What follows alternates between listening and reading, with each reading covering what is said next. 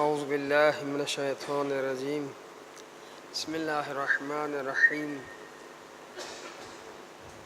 وبہ نستعین وهو خیر معین ربی یسر ولا تعسر وتمم بالخیر وصلی اللہ علی محمد وآل طاہرین اما بعد فقد قال اللہ تعالی فی کتاب المبین بسم اللہ الرحمن الرحیم واتقوا فتنة لا تصيبن الذين ظلموا منكم خاصة۔ اللہ کے نام سے جو بڑا مہربان و نہایت رحم کرنے والا ہے۔ تمام تعریف اس خالق مخلوق کے لیے زیبا ہے جس اس کائنات و خلق اور تمام درود و سلام مقدس ذاتوں میں جو باعث تخلیق کائنات ہے۔ سب سے پہلے ولادت باسعادت صفت اکبر رسول اسلام جناب حضرت امام حسن مجتبیٰ صلوات اللہ وسلم علیہ، آپ سب کو مبارک ہو۔ صلی علی محمد وعلی محمد۔ عنوان جو دیا گیا اور اس کی ایک بار اور تکرار بھی کی گئی، قرآن میں معاشرتی جرائم اور اس کی روک تھام یا اس کا علاج، یہ بات مسلم ہے، واضح اور روشن ہے کہ تمام انبیاء علیہ السلام کے دور میں معاشرتی جرائم رہے۔ آپ دیکھیں تمام انبیاء علیہ السلام نے اپنے زمانے میں اپنے علاقوں میں مسلسل اس تحریک میں، اس کی اصلاح میں سرگرم رہے۔ البتہ عنوان کافی وسیع ہے اور اس میں دو پہلو ہیں۔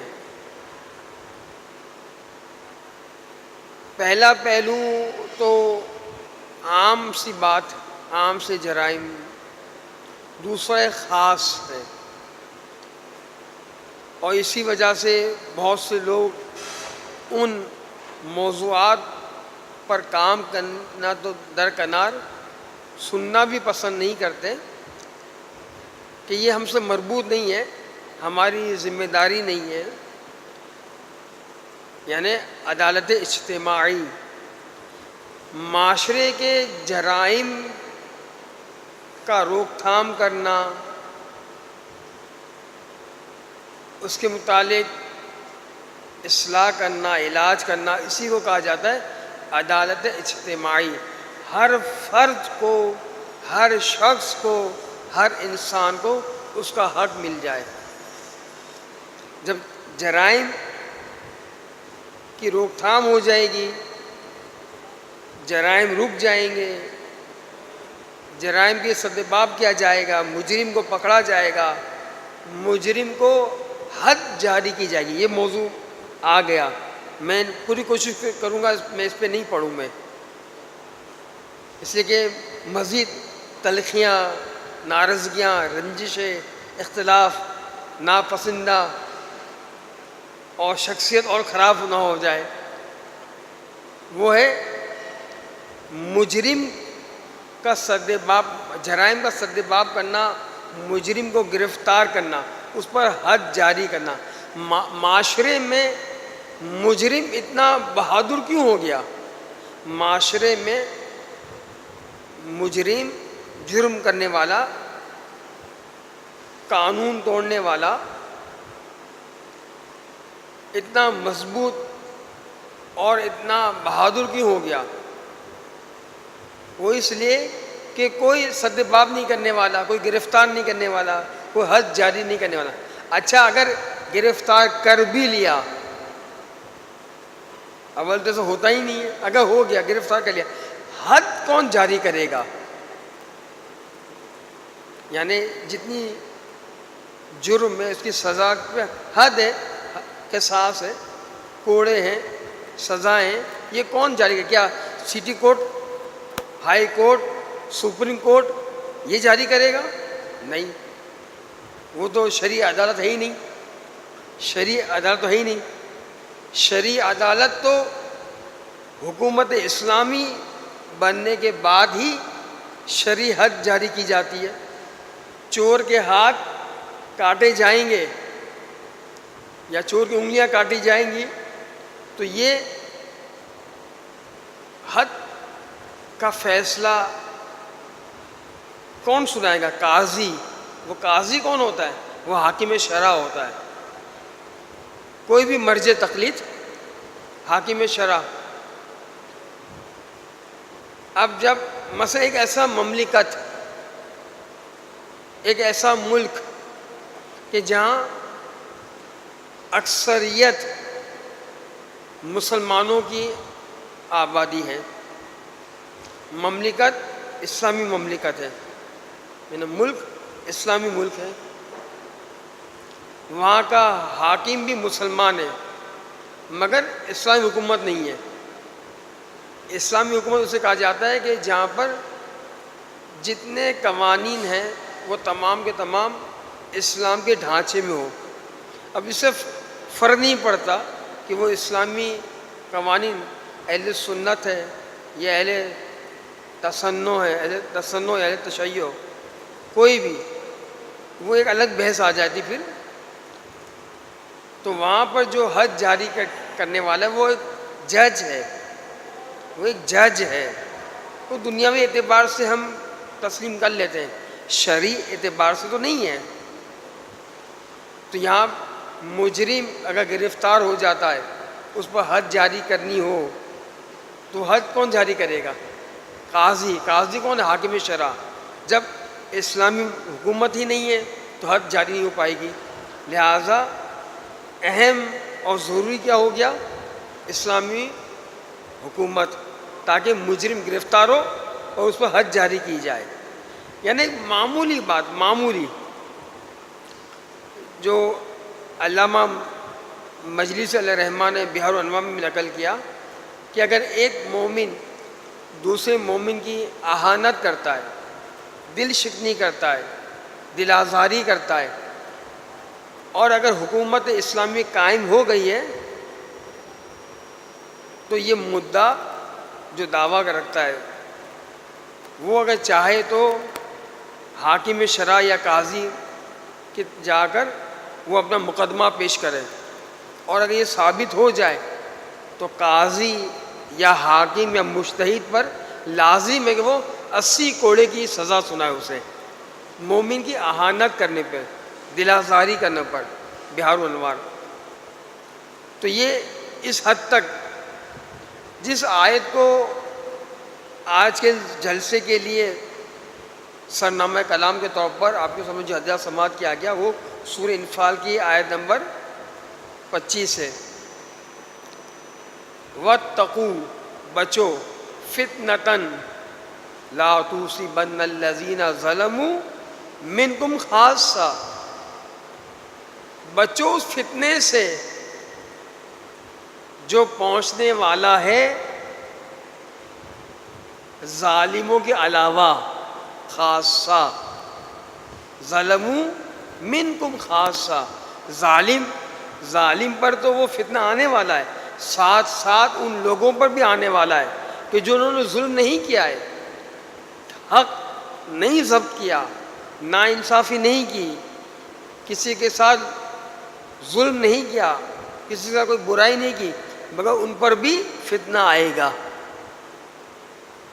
اب سرکار امیر المومنین کا قول سنیے، نہج البلاغہ خطبہ نمبر 165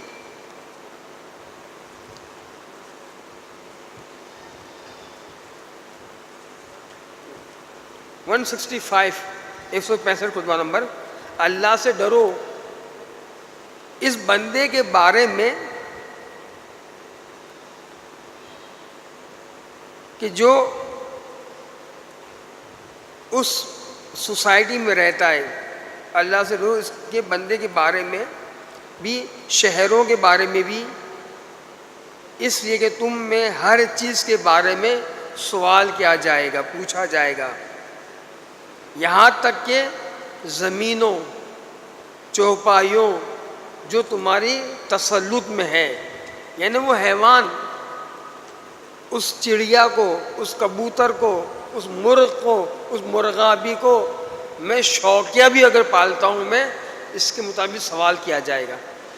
جب پروردگار عالم ان چھوٹی چھوٹی مثالوں کو ہمارے سامنے پیش کیا کہ میں تم سے اس زمین کے متعلق پوچھوں گا، اس شہر کے متعلق پوچھوں گا، ان حیوانات، چوپایوں، جانوروں کے متعلق پوچھوں گا جو تمہاری کسٹڈی میں تھے۔ نبی اکرم کی روایت کیا ہے؟ کلکم راعین وکلکم مسئول عن رعائی، ہر سوال کرنے والے، ہر مسئول سے پوچھا جائے گا جو اس کے انڈر میں تھے۔ وہ سورہ تحریم کی آیت کہ جہاں پروردگار عالم نے کیا کہا تھا، یا ایھا الذین آمنوا قوا انفسکم اہلی نارا، سورہ تحریم، اے ایمان لانے والو، تم سے اور تمہاری اہل و عیال کے متعلق پوچھا جائے گا کہ یہ کہیں تمہارے اہل و عیال تم جہنم کی آگ کے ایندھن نہ بن جاؤ۔ وہ تو ذاتیات، وہ ذاتیات فرد اور اس سے منسلک افراد کے جو اس کے ماتحت ہے۔ یہ سورہ انفال کی آیت جو آیت نمبر 25 ہے، اس میں ہم شہروں کا تذکر آیا، زمین کا تذکر آیا، حیوانوں کا تذکر آیا، سب کے مطابق پوچھا جائے گا۔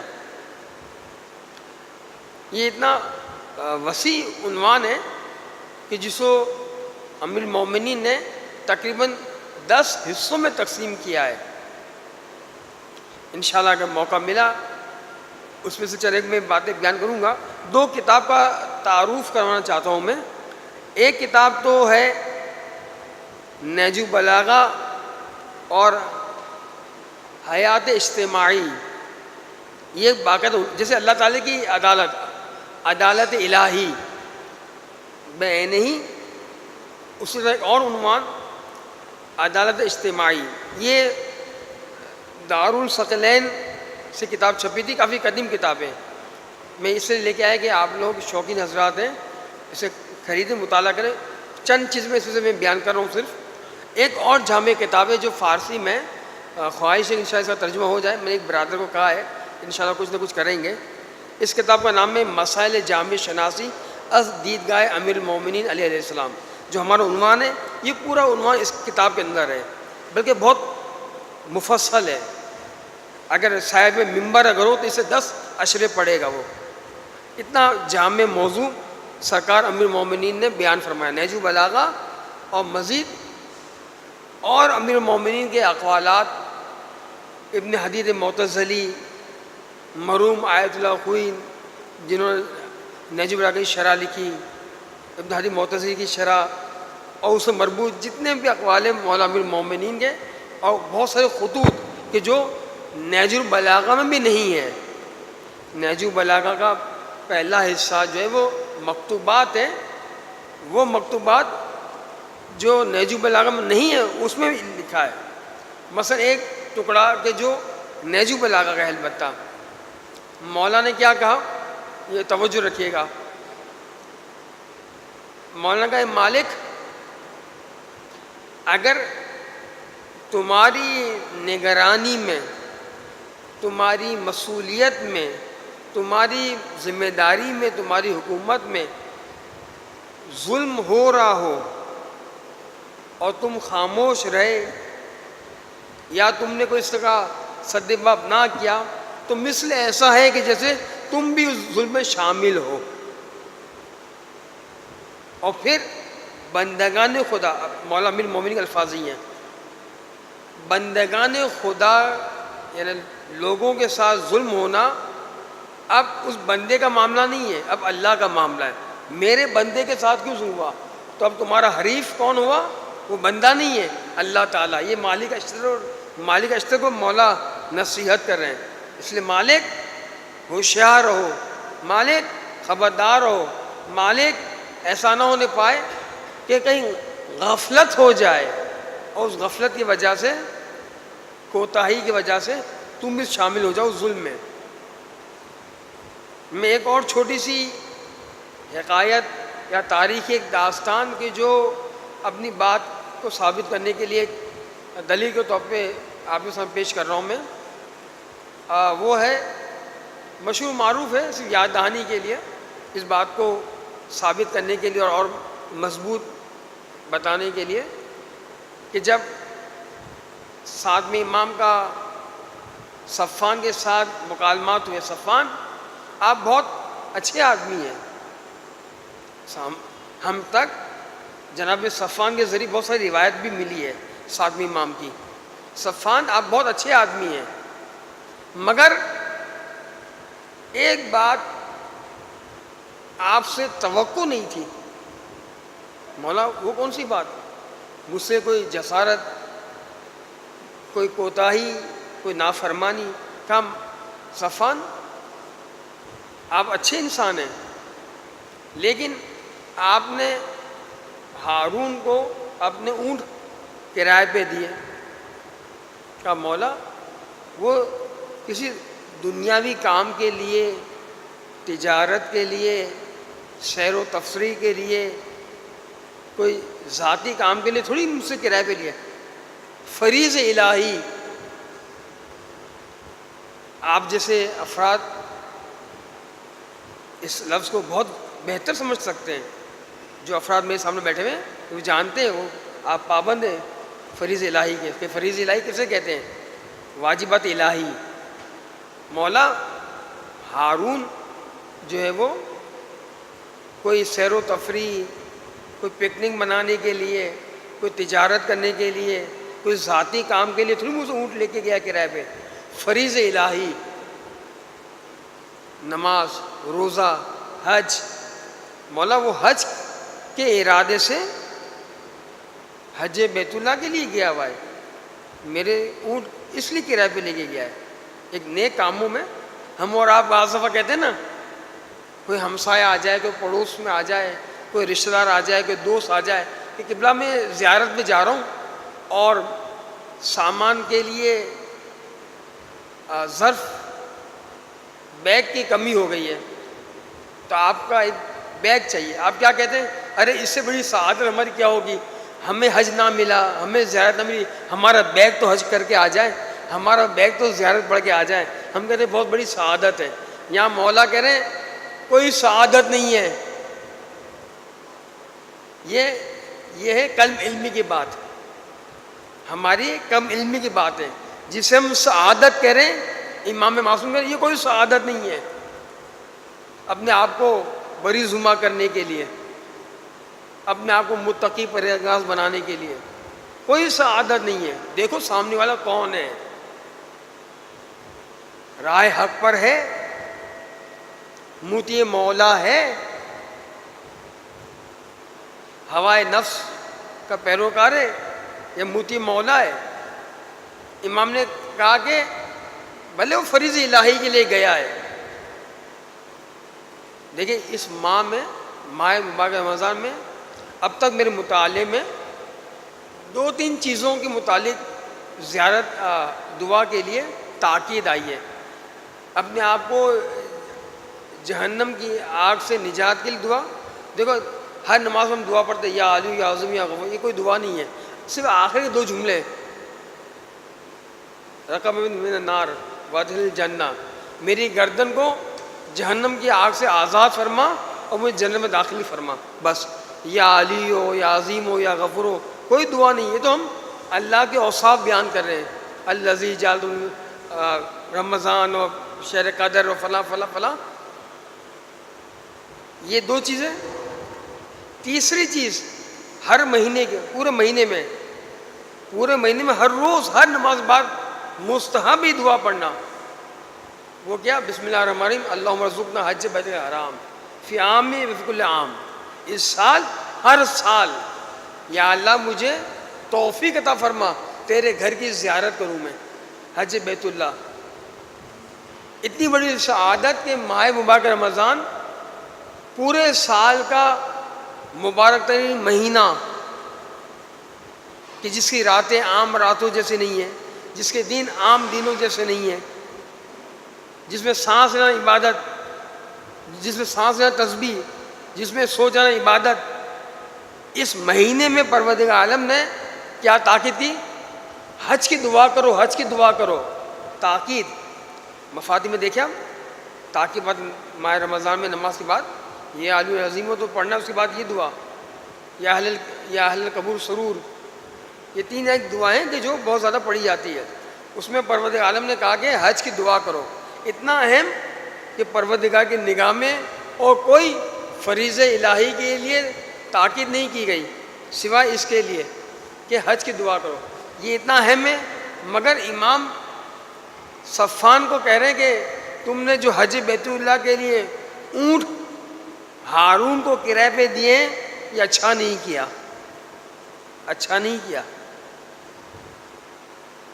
ہم تو بھئی آج تک یہی سمجھ رہے تھے کہ ہماری سوٹ کیس چلے جائے، ہمارا بیگ چلا جائے، ہماری ٹرالی چلی جائے وغیرہ وغیرہ، چائے کی کیتلی چلی جائے، تھرماس چلا جائے، وہ زیارت پڑھ کے آ جائے گا، حج بیت اللہ کر کے آ جائے گا، ہم بھی آپ کے ساتھ شامل ہو جائیں ثواب میں۔ امام کہہ رہے ہیں یہ معیار نہیں، معیار یہ سامنے والا دیکھو کون ہے۔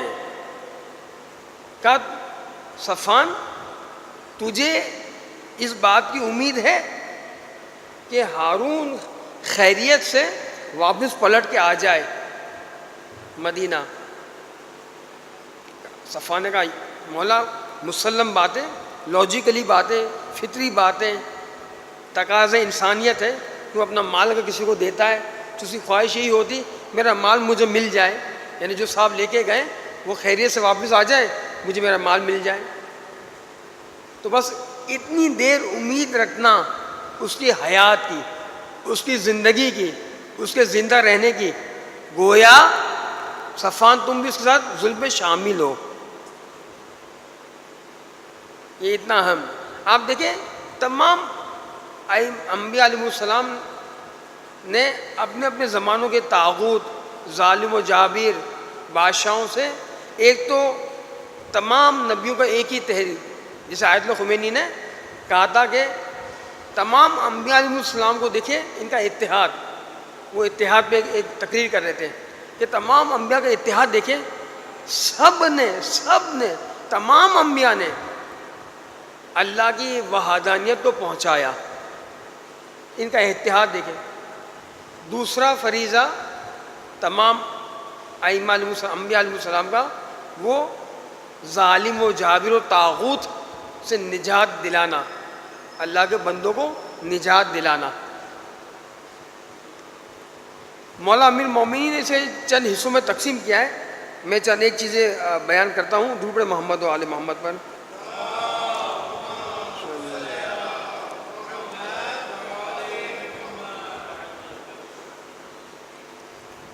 مولا ارشاد فرماتے ہیں کہ کتنی افسوس کی بات ہے،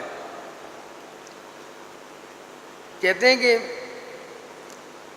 یہ کوئی خیالی بات نہیں ہے، عملاً ایسا ہو رہا ہے، دیکھا جا رہا ہے کہ برسوں سے ہم ایک بات کا مشاہدہ کرتے ہوئے آ رہے ہیں، بین الاقوامی طور پر لیڈرز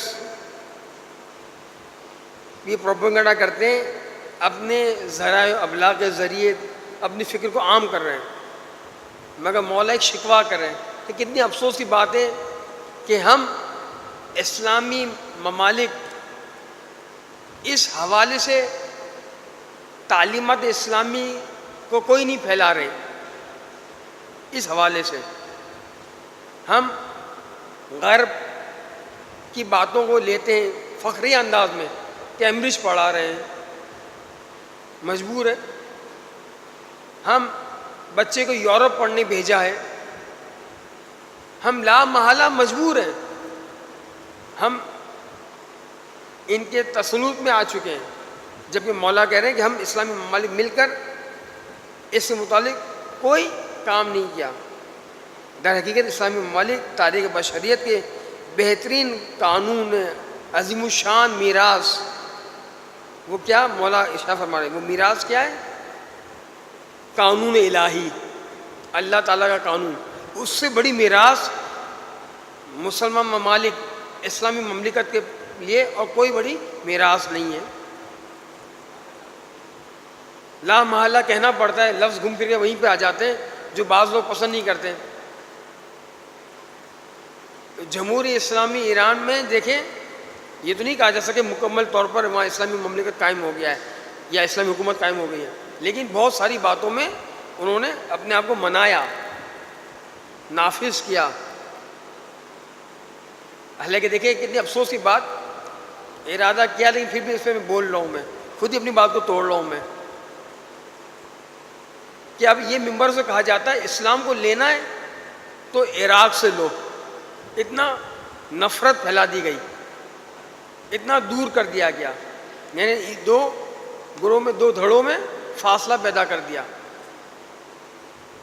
یعنی اب جب سے عراق آزاد ہوا، صدام ملعون کا خاتمہ ہوا، مومنین کا آنا جانا بڑھا، تو یہ کہتے ہوئے نظر آ رہے ہیں کہ اگر اسلام چاہیے، اسلام لینا ہے تو عراق سے لو۔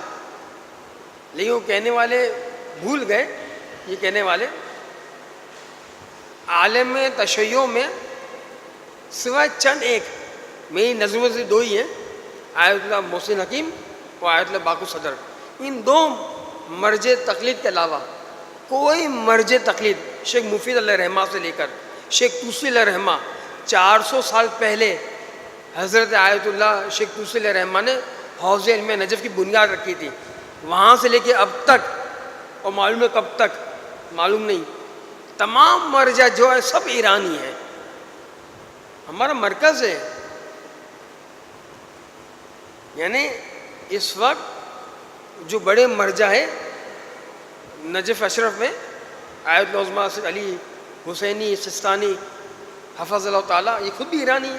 مرحوم آیت اللہ ابو القاسم خوئی اعلی مقام ہو ایرانی تھے، لیکن دیکھو گروپ بنانے کی کوشش کر رہے ہیں، یہ نفرت پھیلانے کے لیے۔ جہاں سے جو بات مل جائے اچھی وہ لے لو، ہم نے کوئی ایران کا ٹھیکہ نہیں اٹھایا ہوا، اچھی بات ملے لے لیں۔ ہمیں اپنی سوسائٹی کو، ہم نے اپنے مملکت کو، ہمیں اپنے ماحول کو، ہمیں اپنے معاشرے کو صحیح کرنا ہے، اصلاح کرنی ہے، ہمیں اپنے معاشرے کو اچھا کرنا ہے۔ اگر جو اچھی چیز ملتی ہے اسے لے لیں، اپنانے کی کوشش کریں۔ مولانا امیر مومن کی بہت ساری فرمائشیں اور بہت سارے افسوسناک باتیں بھی کی ہیں مولانا نے، معلوم ہے کب سب باتیں پہنچا سکتا ہوں نہیں پہنچا سکتا ہوں۔ درود پڑھیں محمد و آل محمد پر۔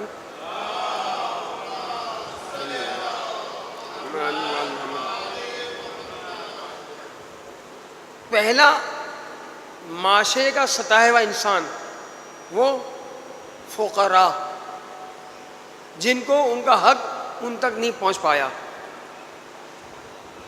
پہلا معاشرے کا ستایا ہوا انسان، معاشرے کا مظلوم ترین شخص وہ فقیر۔ وہ فقیر کیسے بن گیا؟ نہج البلاغہ میں مولانا نے ایک اور موقع پہ ارشاد فرمایا، جب تم یہ دیکھو کہ کوئی کھانے سے محروم رہ گیا، ایک لقمے سے محروم رہ گیا، تو یہ جان لو اس کا حق کسی نے لے لیا ہے۔ اس لیے کہ اللہ تعالیٰ نے تو اپنے ارادے سے اور اپنی وحدانیت و قدرت عدالت کے ذریعے ہر انسان کو، ہر مخلوق کو، ہر ذی جان کو اس کا حق پہنچایا آسمان سے۔ یہ راستے میں کسی نے اس کا حق پکڑ لیا تو وہ لقمے سے محروم رہ گیا۔ یہ پہلا طبقہ مولا کی نگاہوں میں۔ دوسرا طبقاتی تفریق کے قائل اور بنانے والے۔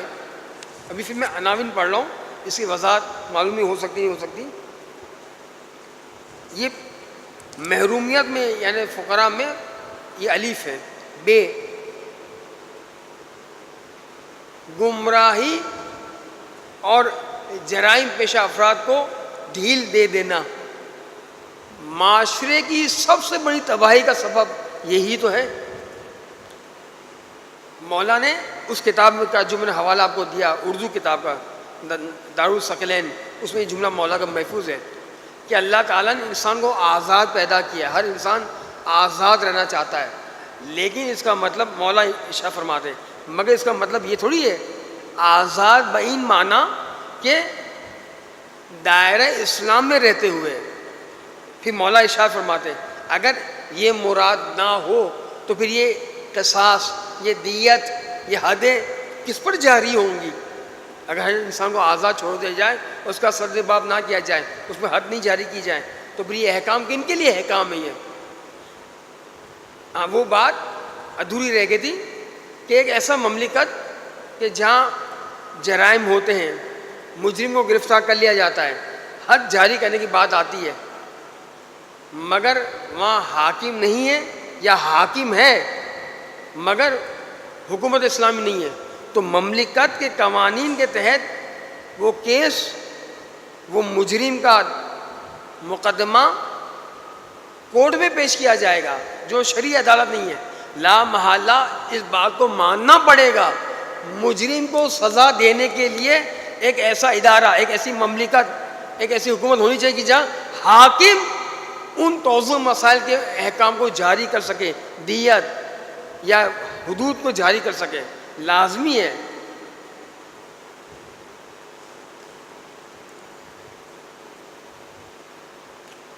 جیم، معاشرے کی بے چینی اور بد نظمی پہچانے والے۔ نمبر 2، یکساں مواقع فراہم نہ ہونا، یہ مولا عناوین بتا رہے ہیں۔ قوانین کی گرفت نہ ہونا، معاشرے میں معاشرہ وہ معاشرہ سالم نہیں رہتا، معاشرہ وہ معاشرہ جرائم پھیلتے ہی چلے جائیں گے جہاں کوئی قانون نہ ہو۔ حالانکہ معاشرہ بنتا کب ہے؟ یہ معاشرے کی وہ سوسائٹی، معاشرے کا وہ محلہ بنتا کب؟ اسی اینٹیں کیا ہے؟ وہ اینٹیں ہم ہیں۔ معاشرہ افراد سے مل کے وہ معاشرہ بنتا ہے۔ ہر فرد، ہر انسان، ہر بندے خدا اپنے اوپر سب سے پہلے وہ تربیت کرے اگر تو معاشرہ صحیح ہو جائے گا۔ جب میں صحیح ہو جاؤں گا، جب میں صحیح ہو جاؤں گا، ہر آدمی کہ میں اپنے آپ کو صحیح کروں، ہر آدمی کہ میں صحیح ہو جاؤں تو معاشرہ خود بخود صحیح ہو جائے گا۔ لیکن ہوتا کیا ہے؟ ہر انسان کو حق چاہیے، حق دینا نہیں ہے۔ بھئی تم حق دینا شروع کر دو، ہر انسان کو حق ملنا شروع ہو جائے گا، معاشرہ خود بخود منظم ہو جائے گا۔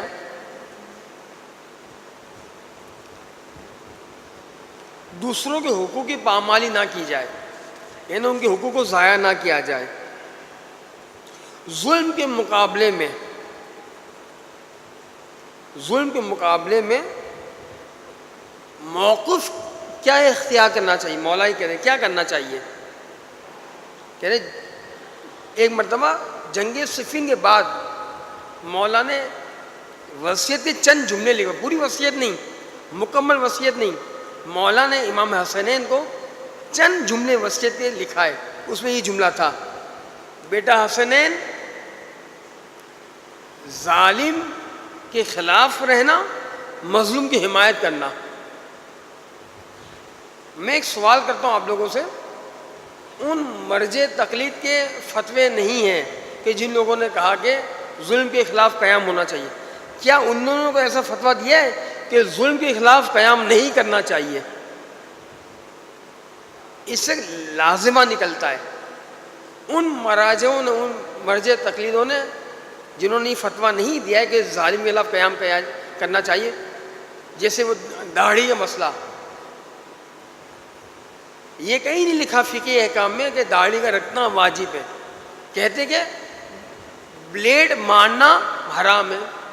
اب جس کو جتنی داڑھی رکھنی ہو، تو یہاں ہم ظلم کے خلاف قیام واجب نہیں کر رہے ہیں۔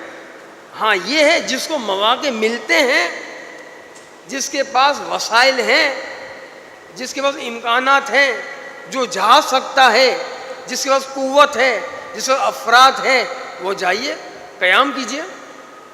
ظلم کے خلاف، ظالمین کے خلاف جائیے. اول تو ان کو ان ریلیوں میں، ان پروٹیسٹ میں جہاں ظلم کی دھجیاں اڑائی جا رہی ہے، نہ آنا ہے، اور جو کیا جا رہا ہے ان کو برا بھلا کہتے ہیں کہ یہ غلط ہے، یہ ظلم ہو رہا ہے، روڈ بند کیا جا رہا ہے. آپ دیکھیں جب تک ہمارا بندہ پارلیمنٹ تک نہیں پہنچے گا ہم اپنے حقوق نہیں منوا سکتے. اتنی افسوس کی بات ہے. مجھے خوشی ہوئی میرے بعض دوستوں نے ابھی حالیہ صوبائی انتخابات میں علی رضا پیسن والے کا ساتھ دیا، جبکہ ان کے ساتھ نظریاتی ہم آہنگی نہیں تھی، لیکن انہوں نے کہا یہ ہماری قوم کا مسئلہ ہے، یہ ہماری ملت کا مسئلہ ہے، یہ ہماری مملکت کا مسئلہ ہے، یہ ہماری سوسائٹی کا مسئلہ ہے، یہ ہمارے معاشرے کا مسئلہ ہے، ہم اس میں ان کا بھرپور ساتھ دیں گے. ہمارا اختلاف ہے اپنے مقام پر، وہ ہے، مگر ہم ملک کی خاطر، ملت کی خاطر، قوم کی خاطر اپنا جو صوبائی الیکشن کے لیے کھڑے ہیں ان کا ساتھ دیں گے، تاکہ ایک فرد پہنچے ہماری باتوں کو پہنچانے کے لیے. جب تک ہم پارلیمنٹ تک نہیں پہنچیں گے ہماری باتوں کو کون پہنچائے گا؟ اپلائی تو بعد میں ہوگا، پہلے بات تو پہنچے. اس لیے اب تک تو یہ ایک بڑا فاصلہ ہے کہ ہمارے حقوق، ہمارے رائٹس حکمران تک پہنچ ہی نہیں پا رہے کہ ہمیں ہمارے رائٹس، ہمارے حقوق مل جائے، چاہے کہ وہ نافذ ہو. ظلم کے خلاف مظلوم کا بھرپور ساتھ دینا مولا کی فرمائشات. ابھی عناوین پڑھ رہا ہوں میں. موجودہ صورتحال میں ہماری کیا ذمہ داری؟ مولا امیر المومنین علی علیہ السلام کہہ رہے ہیں کہ ان تمام برائیاں، ان تمام ظلم و ستم، ناانصافی، جرائم پھیل جانا، مجرم ہاتھ میں نہ آنا، مجرم ہاتھ میں آ جائے تو حد جاری نہ کرا سکے ہم، ان تمام چیزوں میں موجودہ صورتحال میں ہماری ذمہ داری کیا ہے. مولا نے ایک چیز کہی، توجہ کیجیے گا، معاف کیجیے، امت اسلامیوں کا افسوسناک صورتحال. خاموش بیٹھے.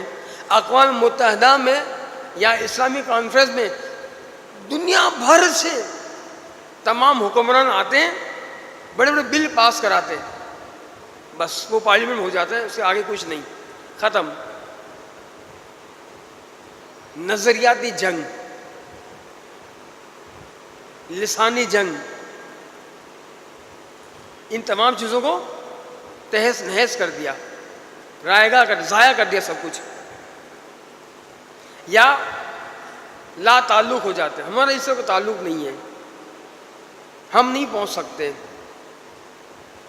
یا ان کے خلاف منفی طرز عمل کرنا. بحرین، یمن، وہاں کیا ہوا؟ بجائے ان چیزوں کی طرف صد باب کیا جائے، معلوم کیا جائے مسائل کیا ہیں، منفی رد عمل، اس کے برخلاف. اب چارہ کیا ہونا چاہیے؟ مولا ارشاد فرماتے ہیں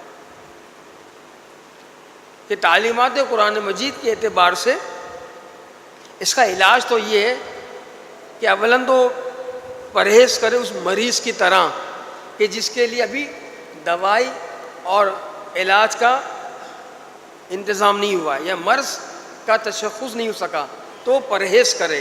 یعنی ہر انسان جب تک اس ظلم کی تہہ تک نہیں پہنچ پا رہا ہے پہلے مرحلے میں وہ پرہیز کرے.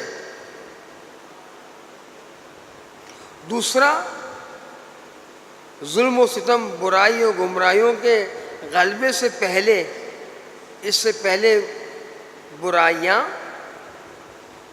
چھا جائیں، اپنے آپ کو آمادہ و تیار کر لو، مسلط کر لو، جو جو چیزوں کی ضرورت پڑتی ہے اسے مسلط کر لو. اس کے بعد انفرادی فرائض و واجبات کی ادائیگی میں کوئی بھی چیز مانے نہ رہے، اس کے بعد یہ چیز انجام نہیں. یہ بات دیکھیں کہیں ایسا نہ ہو جائے کہ ہم اجتماعی مسائل کو حل کرنے گئے اور انفرادی ذمہ داری کو بھلا دیا. گھر میں میری ضرورت ہے، والدین چلا رہے ہیں، انہیں چھوڑ دیا, انہیں نظر انداز کر دیا, اجتماعی کام میں آگے آگے جا رہے ہیں.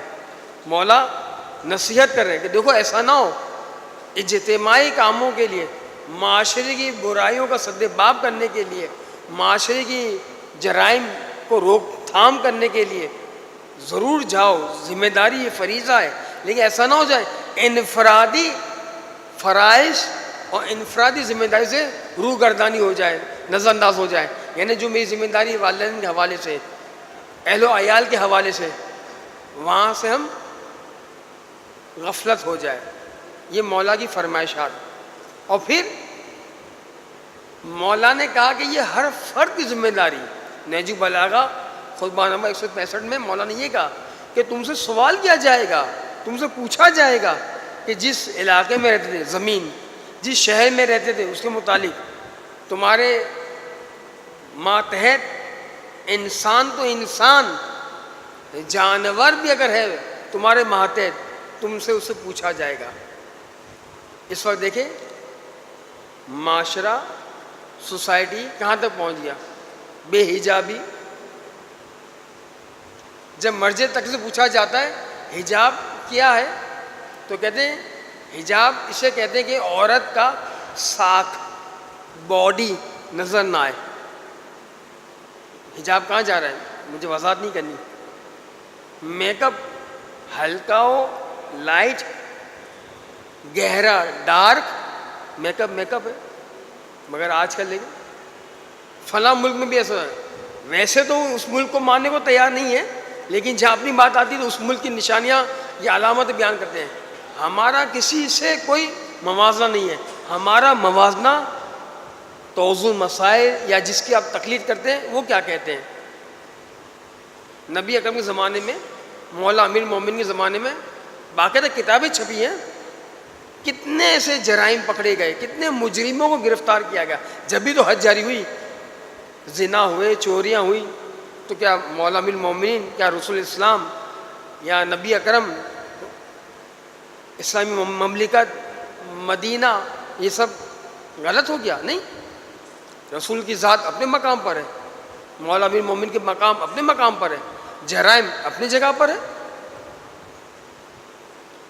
تو وہاں مثال دینا یہ ایک بات. ناپ تول کے معاملات, اپنی عبادتوں کو بچائیے. یہ حیوانات معلوم بھی ہے کہ نہیں صحیح ذبح ہو رہے کہ نہیں ہو رہے, یا یہ کہتے ہیں ہماری ذمہ داری نہیں ہے. دیکھیں یہ یاد رکھیں, احکام سے پہلے فقہ سے پہلے, احکام سے پہلے کچھ اخلاقیات ہیں, آداب ہیں, ذمہ داریاں ہیں. بعض دفعہ اتنی لابولی اور اتنی عدم توجہ کہ مشاہدہ بیان کر رہا ہوں, اپنی آنکھوں سے دیکھا بیان کر رہا ہوں میں. انہی مہینوں میں, اس ماہ رمضان میں بھی دیکھا تھا میں نے کہ حیوان کو غلط ذبح کیا جا رہا تھا, صحیح قبلہ رخ نہیں تھا, جلدی رش لگا ہوا ہے. ایک نہیں, دو نہیں, 3 غلط حیوان ذبح کیے. وہ تو میں کھڑا ہوا تھا. وہ حیوان کسی اور کو دے دیں گے, کہاں سے آپ کی عبادت قبول ہوگی, کہاں سے آپ کی دعا مستجاب ہوگی. یہ تو درکنار, دعا قبول نہ ہو, گناہ گار اور ہوں گے. الٹا تم نے حرام کھایا, اور تم نے حرام بھی کھایا اور معاشرے کی اس جرم, اس برائی کی روک تھام بھی نہیں کی تم نے. ایک جگہ مارکیٹ میں شاپنگ کرنے جگہ اتفاق ہوا, گل پلازا. وہاں ایک پلاسٹک کا برتن لیا, کچھ قیمت میں میرا اس کا تبادلہ ہوا. میں نے کہا کچھ کم کر دو, 400 روپے مثلا نہیں دوں گا یا 250 روپے نہیں دوں گا. کہا کیا بات کریں, ابھی باہر میں بیچے تو 1000 روپے میں بک جائے گا. میں کتنے بیچے, بہت بیچے لوگوں نے. تم نے دیکھا, میں نے دیکھا نہیں, وہ دکاندار کا میں نے دیکھا نہیں, لیکن بک جائے گا. مگر بیٹا کیوں ایسا کہہ رہے ہو تم, کیوں اپنے آپ کو گناہ گار کر رہے ہو, کیوں اپنی روزی اور روزگار کو حرام کر رہے ہو. ایک چیز نہیں یہ پلاسٹک کا برتن 250 کا, کہاں 1000 روپیہ. یہ ہر فرد کی ذمہ داری ہے کہ سامنے والے کی اصلاح کرے. میری اتنی تو وسعت نہیں ہے, میری اتنی وسائل تو نہیں ہے, میں اتنی ذمہ داری نہیں کہ میں پورے مملکت میں نکل پڑوں جرائم کی روک تھام کرنے کے لیے. مگر جہاں جہاں مجھ سے مربوط ہے, جہاں جہاں آپ لوگوں سے مربوط ہے, گھر کی چار دیواری میں، بلڈنگ میں، محلے میں، علاقے میں. ایک جگہ مجھے مجلس پڑھنے کا اتفاق ہوا سالہ گزشتہ، اور میرے علاقے میں کوئی لیڈیز مجلس ایسی ہوئی کہ جہاں نامناسب باتیں بیان کی گئی. میں نے اہل محلہ والوں کو کہا تھا میں کہ دیکھیں یہ ہماری ذمہ داری ہے، یہاں غلط مجالس پڑھی جا رہی ہے. ہر شخص کی ذمہ داری ہے کہ روکا جائے.